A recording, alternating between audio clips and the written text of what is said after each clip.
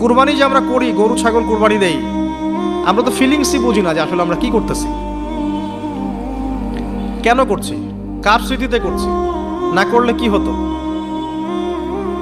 তো এটা নিয়ে তো এই যে একটু আগে এক ভাই বলে গেলেন যে এগুলো নিয়ে যে বিভিন্ন মহলে অনেক সমালোচনা, পশু কুরবানি অমানবিক, এই সেই, এগুলো তো চিন্তারই জায়গা নাই, এগুলো চিন্তার তো জায়গাই নাই আমাদের কাছে। কারণ এখানে সবচেয়ে বড় কথা ছিল নিজের জীবন কুরবানি করা, নিজের জীবনটা কুরবানি করা।